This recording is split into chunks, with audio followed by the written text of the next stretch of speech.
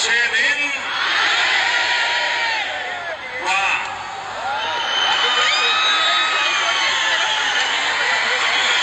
भाइयों बहनों,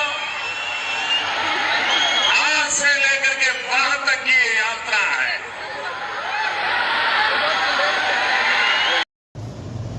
नमस्कार भारतवासियों, आज हम चर्चा करेंगे नरेंद्र मोदी जी का, संजय जी का, संजय राज्यसभा संजय सिंह दिल्ली का और राहुल गांधी का चर्चा करेंगे। इसमें सबका अपना अपना विवरण सुनिएगा। सबसे पहली बात है कि मोदी जी, कोई भी नेता जनता को मूर्ख बनाकर धर्म या किसी की आय में जहाँ प्रॉफिट हो, जनता को कैसे मूर्ख बनाया जाता है, कैसे किया जाता है, ये समझने की कोशिश की है। इसमें चर्चा हम करेंगे। और एक पुराना कहावत है, सुभाष चंद्र बोस ने कहा था कि जो मनुष्य धर्म ऐश्वर्यवादी हो वह नामर्द है। सही बात, धर्म के आधार पर नहीं, कर्म के आधार पर डिवाइड करें और जनता ये समझने की कोशिश करे। धर्म के नाम पर कीजिएगा तो आपका एक पुराना कहा है, बवासीर एक ऐसा बीमारी है जो होगा फिर भी इलाज इसने कीजिए। उसी प्रकार आप तो धर्म के नाम पर लीजिए, लेकिन कितना कष्ट होगा आप चर्चा नहीं कर पाएगा। और दूसरा, बिका हुआ पत्रकार, डरा हुआ विपक्ष, असोया हुआ जनता, ये काफिर है देश को बर्बाद करने में। इसलिए मैं कह रहा हूँ, क्योंकि विपक्ष को डराया जा रहा है तो वो डर रहे हैं। देख रहे हैं कि मोदी जी कैसे जेल में डाल रहे हैं और अपने फायदे के लिए डराता वही है जो गलत काम करता है, किसी को डराता वही है। ऐसे राहुल गांधी ने बोले हैं, डरो मत डराओ मत। सही बात बोले हैं, किसी को डरो मत डराओ मत। लेकिन हिंदूवादी या राष्ट्रवादी कैसे किया जाता है और कैसे अपना प्रॉफिट किया जाता है, कैसे अपना लाभ में अपने सत्ता में आने के लिए क्या क्या कहते हैं, क्या क्या वादे करते हैं, खासकर मोदी जी के देखिए। और ये कहे थे कि अच्छे दिन आए के नारे के साथ आए थे, लेकिन 2024 ने ये नारे लगाए हैं कि ट्रेलर पहले था, अब फिल्म चालू होने वाला है। देखिए, सुनिए और समझिए कैसे है। और ठीक है, और पूरा वीडियो देखिएगा तब समझ में आएगा, ऐसे समझ में नहीं आएगा। पूरा वीडियो को देखिएगा, एक मिनट का देखिएगा तब समझ में आगे पीछे बढ़ाइएगा नहीं कि क्या मोदी जी ने बोले हैं, क्या संजय सिंह ने बोले हैं, क्या राहुल गांधी ने बोले हैं, अब किसको हिंदू माना जाता है ये भी समझने की कोशिश कीजिएगा।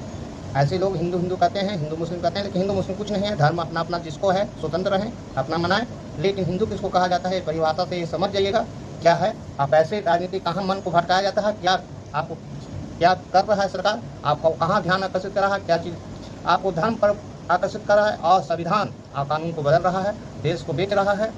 अडानी अमानी के हाथ है, भूपतियों के हाथ है, और अपना झोली भर कर विदेश भाग जाएंगे। और ये कहते हैं कि हम बहुत गरीब आदमी हैं, लेकिन 1987 में डिजिटल इंडिया का उपयोग कीजिए। सोचिए कि ये अपने आप को गरीब आदमी करते थे और डिजिटल इंडिया का उपयोग किए। ये समझने की कोशिश किया क्या, और विशेष सुनिए और समझिए बात को। क्या आपकी मेहनत की कमाई का पैसा घुसपैठियों को दिया जाएगा? तुम्हारे जैसे लोग इस देश के लिए श्राप है। जनता को आप मूर्ख समझना बंद कर दीजिए। इस प्रकार की बचकाना बातें किसी के गले नहीं उतरती, लोग मजाक उड़ाते कि आज अकेला हिंदुस्तान का रुपया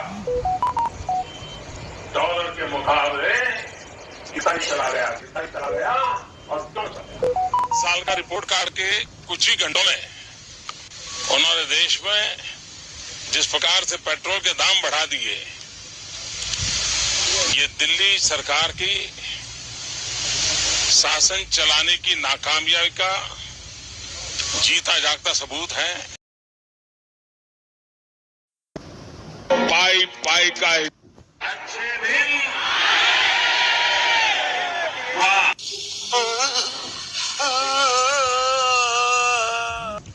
मैंने पहली बार डिजिटल कैमरा का उपयोग किया था 87-88 में शायद, और उस समय बहुत कम लोगों का ईमेल रहता था। मैंने फोटो निकाली और मैंने दिल्ली को ट्रांसमिट की, और दूसरे दिन कलर फोटो छपी। अगर आपके जी टीवी स्टूडियो के बाहर कोई पकोड़े बेचता है और शाम को 200 रुपया कमा करके घर जाता है, उस व्यक्ति को आप रोजगार मानोगे कि नहीं मानोगे? तो राम निकला रे, देव मानुस निकला। अरे एक बार साल में जो हुआ वो तो सिर्फ ट्रेलर है, ट्रेलर। अभी तो बहुत कुछ करना है। अभी तो सर एक सवाल है, अभी राहुल गांधी जी ने हिंदू समाज को हिंसक बताया है कि नफरत फैलाते हैं, करते हैं। इस पर बड़ा विवाद फैला हुआ है, संत समाज नाराज है, बुद्धिजीवी नाराज है। इस बार में आप चूंकि जिस पद पर हैं उसकी बड़ी गरिमा है, आपकी तरफ से क्या संदेश जाएगा जिन्होंने हिंदू समाज को? देखिए, हमको जब कोई कहता है कि कौआ कान ले गया तो हम पहले कान पे हाथ लगाते हैं कि है कि नहीं। अगर नहीं होता है तब हम कौए के पीछे दौड़ते हैं। ये जो बात आप बता रहे हो कि राहुल गांधी ने ये कह दिया कि हिंदू धर्म के विरुद्ध बात कह दी, तो जब ये बात हमको बताई गई तो हमने राहुल गांधी का पूरा प्रवचन, जो भाषण उन्होंने संसद में दिया था, उसको निकाल करके देखा और हमने उसमें पाया कि वो तो ऐसा कह ही नहीं रहे हैं। वो तो कह रहे हैं कि हिंदू धर्म में हिंसा का स्थान ही नहीं है। तो जब वो साफ कह रहे हैं कि हिंदू धर्म में स्थान नहीं है, तो फिर उनके ऊपर ये आरोप लगाना कि उन्होंने हिंदू धर्म के विपरीत कोई बात कही है, उनके आधे वक्तव्य को, अंश को निकाल करके और उसको फैला करके, ये हम समझते हैं कि अपराध है, दुष्प्रचार है और ऐसा करने वाले को दंडित किया जाना चाहिए, चाहे वो पत्रकार और चैनल ही क्यों ना हो। गलत है। उस व्यक्ति ने जो बात कही ही नहीं है उसके लिए उसका विरोध करना और उसके लिए उसको दोषी बनाना सही नहीं है। उन्होंने साफ कहा कि हिंदू ऐसा नहीं कर सकता, बहुत साफ कहा हिंदू हिंसा नहीं कर सकता। बाद में उन्होंने कहा कि जो लोग उनको उन्होंने अपने सामने जो अमुक पार्टी के सरकार के लोग हैं उनको देख करके कहा कि आप लोग अपने आप को हिंदू कहते हो और हिंसा हिंसा हिंसा नफरत फैलाते हो। तो उनका कहना केवल उस पार्टी विशेष के लिए था। हिंदू समाज के लिए उन्होंने पहले ही, इसके ठीक पहले जो वक्तव्य दिया है उसमें हिंदू की बात कही है। तो हमने वो पूरी बात देख ली, इसलिए हमारे मन में उसके लिए कोई बुराई नहीं। शिव जी कहते हैं डरो मत, डराओ मत, अभय मुद्रा दिखाते हैं, अहिंसा की बात करते हैं, त्रिशूल को जमीन में गाड़ देते हैं। और जो लोग अपने आप को हिंदू कहते हैं वो 24 घंटा हिंसा हिंसा हिंसा, नफरत नफरत नफरत, असत्य सत्य असत्य।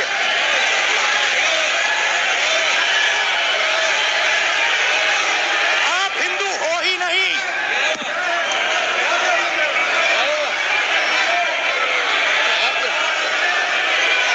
Just get me that picture of Shiva. Hindu धर्म में साफ लिखा है, सत्य के साथ खड़ा होना चाहिए, सत्य से पीछे नहीं हटना चाहिए, सत्य से नहीं डरना चाहिए। अहिंसा हमारा प्रतीक है। अभय मुद्रा ऐसे कीजिए, अभय मुद्रा।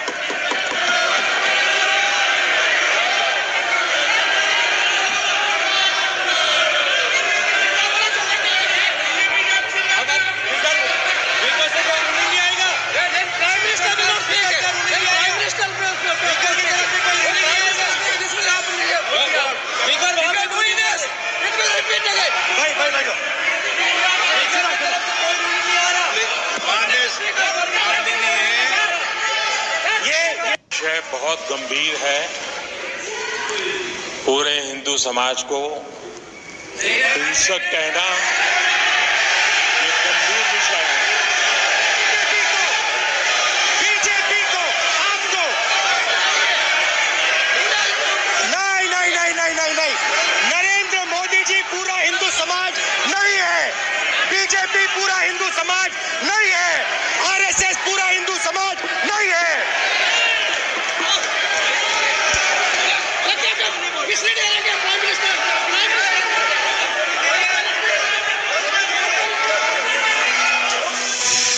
जल से धुला जाता है और मुझे शर्म आती है।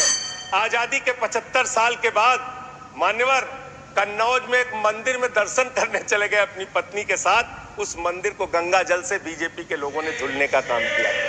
ये आपका रवैया है पिछड़ों के प्रति, दलितों के प्रति। मान्यवर, मैं समय अपने साथियों का कम कर लूंगा, मैं अपनी बात कहना चाहूंगा। मान्यवर, ये रवैया ठीक नहीं है, इतना भेदभाव, इतनी दुर्भावना ठीक नहीं है। इस देश के दलितों को, पिछड़ों को, आदिवासियों को, अल्पसंख्यकों को अपना मानिए। इस चुनाव ने एक संदेश आपको यह भी दिया है कि हम कोई पाकिस्तान नहीं है, हम अफगानिस्तान भी नहीं है, हम हिंदुस्तान हैं और हम मिलकर रहना चाहते हैं। पूरी धर्मनिरपेक्षता को मजबूत करके मिलकर रहना चाहते हैं। संविधान को अपने आगे रखकर मजबूती से उसके साथ चलना चाहते हैं मान्यवर। ये देश हिंदुओं का भी है। पार्टी को भारतीय जनता पार्टी ही रहने दीजिए, इस पार्टी को मान्यवर भारतीय झगड़ा पार्टी मत बनाइए। मैं इन लोगों से कहना चाहता हूं, झगड़े लड़ाई से कुछ देश को मिलने वाला नहीं है। झगड़े लड़ाई से देश की उन्नति होने वाली नहीं।